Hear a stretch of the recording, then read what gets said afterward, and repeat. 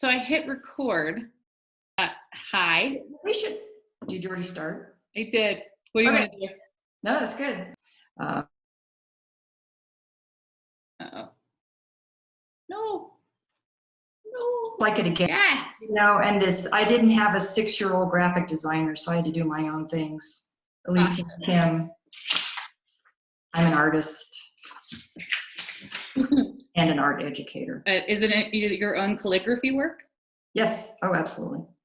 Fantastic. Yeah, no, my brush pen wasn't working really well. It's a little too brushy, but hopefully you can read it. That looks wonderful to me. Hi, welcome. Thank you so much for doing this. We're doing videoed Zoom artist talks because the Firehouse Gallery is closed until we think closer to the end of April. So we're actually extending our book arts presentation, and as Alicia McKim, thank you, has graciously agreed to do a video with us about herself, her artistic practice, and the work in the show. And so thank you, Alicia. So you've actually been giving me tips on how to address this process because you're an educator and you've been doing a ton. Just in the last 2 weeks. You are in Denver, so actually pretty local, and you teach at the Rocky Mountain College of Art and Design. That's correct. And you are a printmaker and book artist. One of our first questions is how and when did you decide to pursue a career in the arts, and when did you know that you were going to be an artist? Boy, I probably, as soon as I picked up a crayon, I pretty much knew that that was my life's work. I just started at a very young age, drawing, painting, doing whatever, painting my walls, making books. I actually started making books at a very young age. My mother has books from as early as probably first grade that I made. So I was always doing that sort of thing. And went to art school when I got out of high school, and got out of school and just kept on going. And I was a calligrapher for about 20 years, actually, and had a full-time business here in Denver for about 20 years before finally moving more into just working strictly fine art. So how did you transition into teaching? I've always taught. I've always loved to teach, and I just knew that was going to eventually happen. I actually went to graduate school, sort of, they call it a mid-career graduate school. So I was an older student and very appreciative of my education at that point. Gotcha. So, and I actually didn't start teaching full-time until I got out of graduate school. There's an interesting thing that I have noticed in that some of the coolest art that you see comes from educators, because you're constantly sort of solving problems in conjunction with other people and with a variety of challenges. How has your teaching affected the work that you're making now? I think it always affects my work. I love, I'm a very lucky person. I'm an art educator. I'm around art all the time. I work at a college that is all about art. Those students do get a BFA so that they also have the liberal arts and the other things that are involved, but it's all geared towards art. So I'm just constantly immersed in it. And like the piece that I just created for the book show was also based on, it really started from a class that I was teaching. And I've actually, the last 3 major works that I've done have been on this same idea of information visualization and collecting data, and then how do you present that data. But as a fine artist, of course, I kept trying to keep the data straight and readable, and you could tell what it was, and yet it kept getting convoluted and complicated, and just made me finally realize, especially by the time I got to the book, that you just have to it just, everything is so together and combined into one thing. It's also tightly woven that it was hard for me to separate everything out, like going to school and being in the studio or, being with family. It just all sort of melded together. And all of the last 3 pieces that I did, it is based on all this data that I collected on myself, but in the end, it's all kind of just this visual midrash. It all just kind of gets put together. And you find the words, some of the words are more like tightly printed, and some of them are more spaced out. Is that an effect or an illustration of the amount of time? Actually, that was more just, everything was sort of arbitrary, how my registration was, how I worked with everything. All the letters are actually very spaced out when I first print them. Ooh, do I have a visual effect? Yes. Yes, I do. This is really, this just fell off my wall. So they were all pretty straight, this far apart, like this right here. But then they were just continually, I was just continually overlapping them. Let's see, visual aid right here. Yes. So just on the wall, you can see, these are the outtakes. These didn't make it. There we go. They didn't make it. But again, you can see that some of them are more open here and some are just heavier. And I really just kept printing and reprinting and until each one felt like it was ready, it was done. So they were all very spaced out, and very carefully spaced out because they teach typography. So they have to, have that perfect spacing between them. But in the end, it's just all so complicated. And that's the way life is, right? Sometimes you're like going 100 miles an hour and you can't see straight. And sometimes everything just slows down to this very, wonderful pace. Mm-hmm. And so I think that's what I was trying to reflect here, was just, pace and frantic and life. Yeah. So you're in your studio. In my studio. Can I see those presses? Show me those goods, man. It's a little hard to see, I suppose, but there's this is a Takac press. It's an intaglio press, and that's actually how I printed everything. This is I don't know if you can see this. Yeah, you can. This is a 1948 Vandercook press, number 4, and I'm very proud of this thing. I've had it down here in the studio for about 25 years, and it's a real workhorse. But as I mentioned in my artist statement, the wood type I was using, that press bed, it's a pretty good sized press bed, but it wasn't long enough for some of the words that I had. So I wound up having to go to the intaglio press back here, and I made everything. Then I just had to, I printed out all the letters from the wood type, and then I scanned them, and then I used a laser cutter to print them out, to cut them out of acrylic. And then from there, I laid them out onto large, and I don't have them handy, and I'm kind of showing you size is huge. They're very large, and then just printed with those. So I'm picturing, a storage bag of acrylic letters somewhere. Kind of, yeah. They're just laying around out there somewhere, just like that. Oh, that's so cool. Thank you for kind of running through the process and having those example pieces so handy. That's so neat. I think it's pretty interesting that you've started with a documentary idea and then in the process of completing it applied kind of an artistic sensibility. Because I interact in my private life with a lot of scientists, and they're kind of like, no, there has to be a reason for why. Like one piece is set in front of the other, and it's extremely like liberating. It's a little bit the magic of an artistic sensibility and talent, that you're able to be flexible with that, to turn the expression into something that's a little bit more. So that's very cool. I'm gonna turn back to my list of questions. Okay. We sort of touched on this a little bit, but I'll circle back, and it always fascinates me. In the full kind of range of your work, and we talked about the piece in the show, but to what extent is your work planned from the beginning? Do you kind of have an exact idea of how it's going to look when it's done, or do you adapt as you go? How does that kind of work? I think it's probably a combination of both. I have a pretty good idea of what it's going to visually look like. And then of course, it always takes on a life of its own as you work through it. It kind of has to. I used to be a real control freak about my work.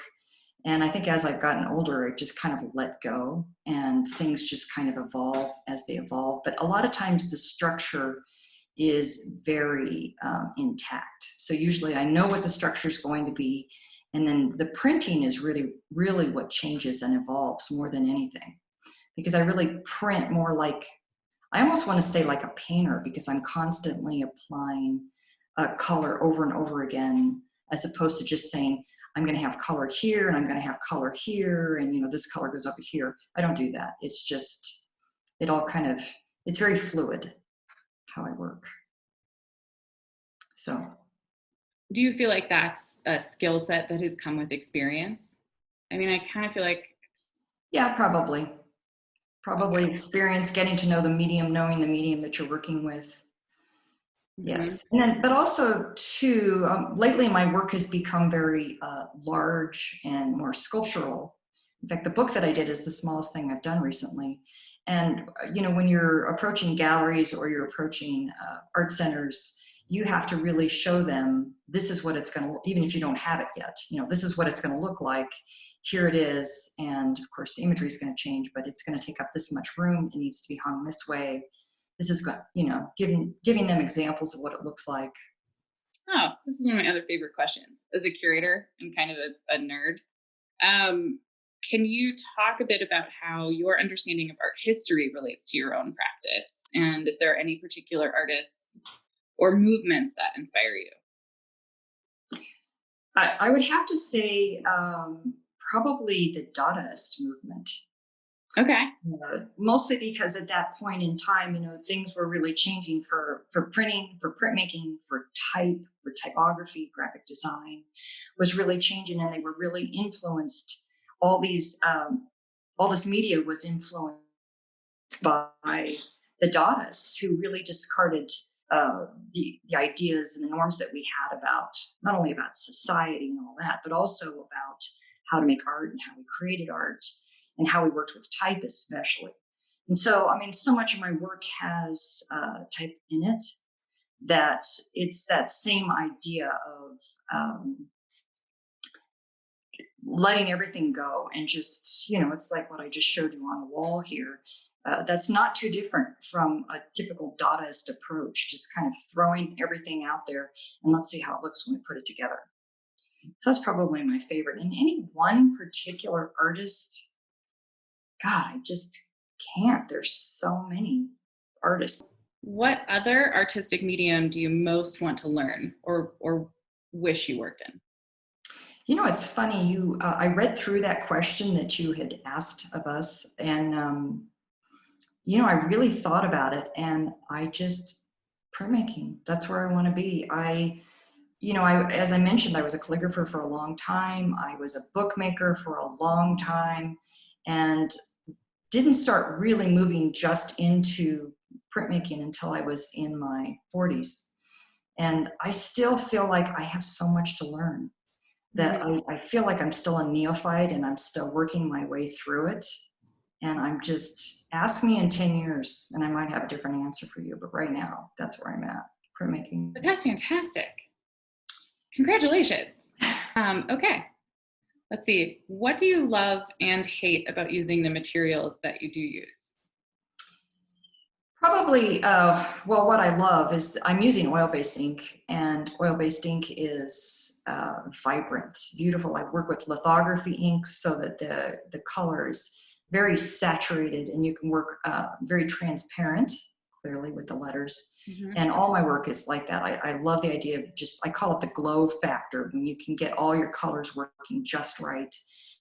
And when they come together and they overlap and you're getting new colors from it, but everything kind of glows, it kind of moves forward. And that's what I'm, going for. That's what I love about it.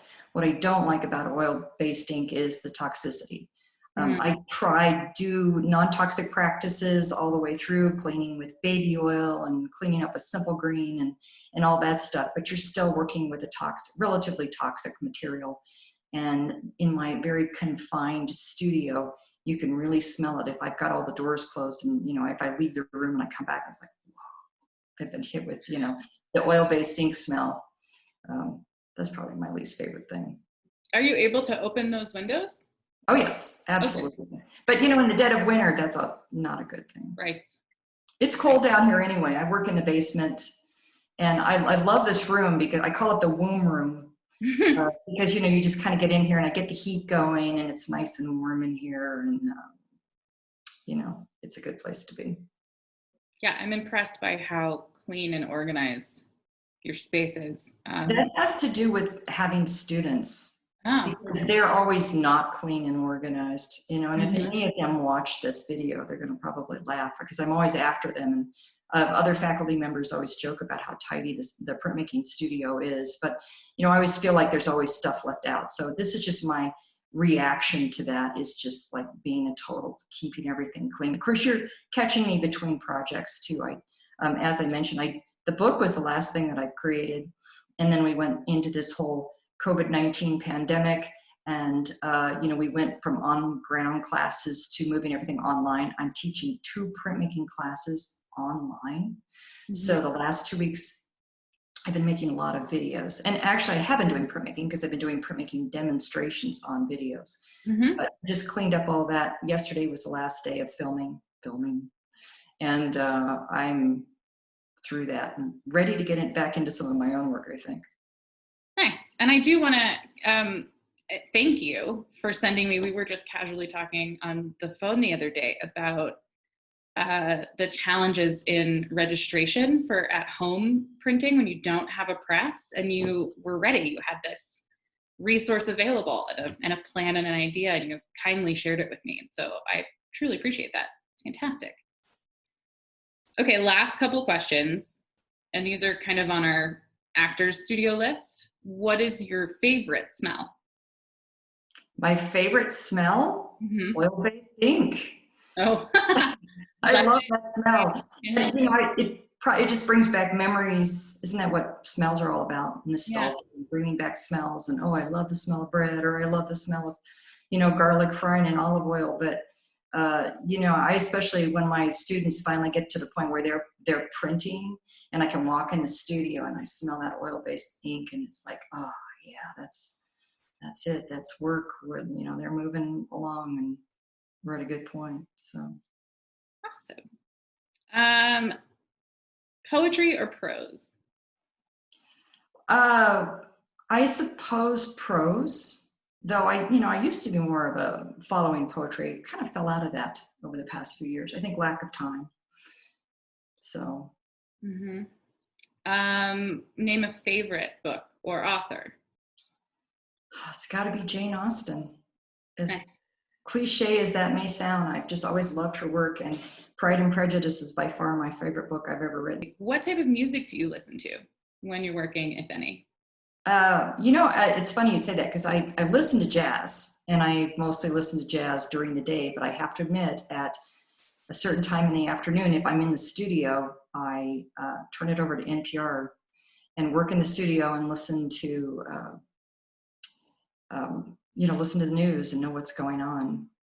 I also, sometimes if I'm doing something relatively mindless, I like to listen to audiobooks as well.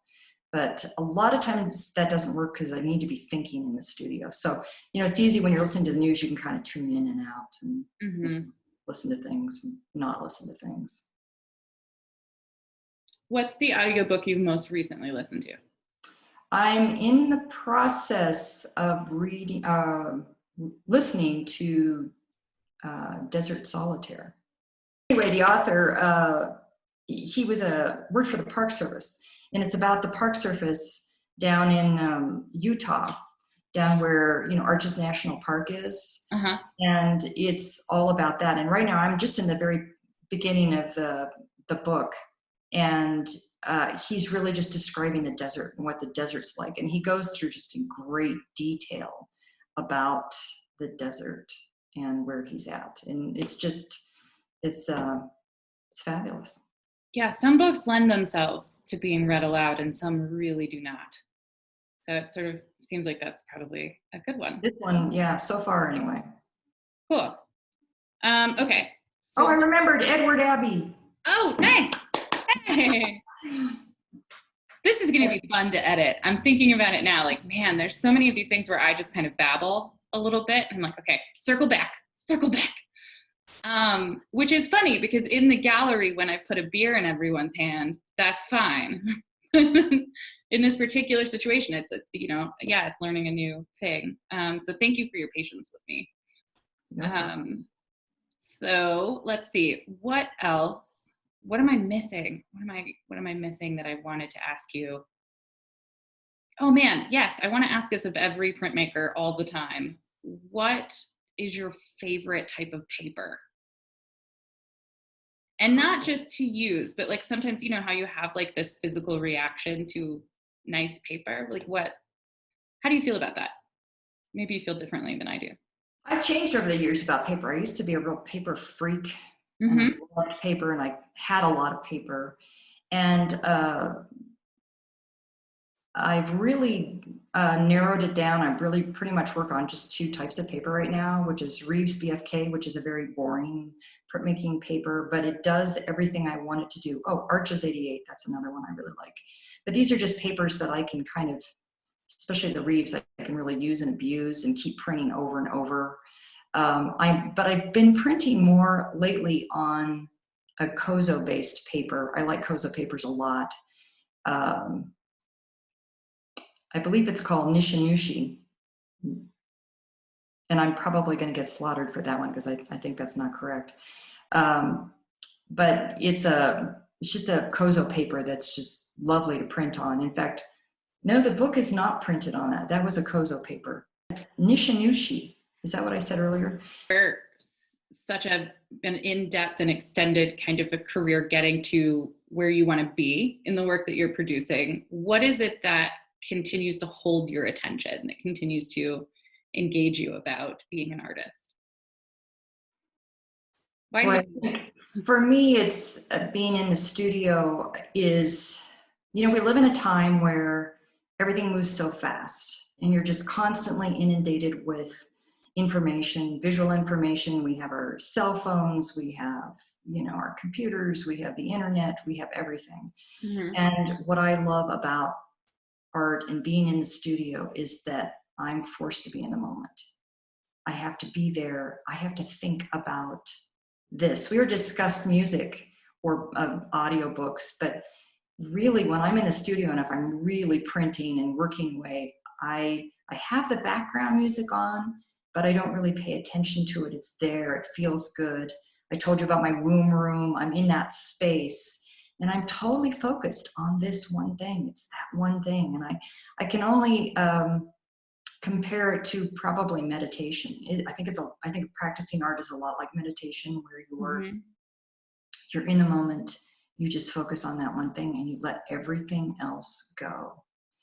And to me, that's when you've just hit that special moment, when you're in there and like 5, 6, 10 hours fly by and you just go, wow, you know, I just did all this in this time. And every time I finish, that's how I feel, you know, when I walk away from it. And, you know, being a teacher, I think it's especially important for me because I'm out with people all day long. So a lot of people have asked me, why don't you have your studio outside your home? You know, get in a building with a bunch of other artists. And I actually like coming home and being down here and it's quiet and I'm away from everyone and no one's, you know, interrupting me. And it's total me time. I hate to say that word, it's kind of cliche, but it's just that time to be alone and focus. Yeah. Okay. So when you do work on your own project again, do you have any kind of seeds of an idea of what it is you're planning to do next? Yes, absolutely. I know where I'm going. I know what probably the next 2 years where I'll be working down the line. So, and I'm very excited about that. Already starting to do the research. I do a lot of upfront research, and which is something I'm always training still in my students if they're watching. You know, that you do a certain amount of research before you actually jump into what you're doing. So, yeah, I'm there. Well, I just thank got you. to find the time, got to squeeze it in between, all the meetings and class time and everything else that happens. Great. We look forward to seeing it. Thank you. Yeah. Yeah. Cool. I'm going to edit the end of it right there, if that sounds good to you. Okay. Sounds good. All right. Okay. Thanks, Alicia. Okay. Thank you. Bye, Brandy.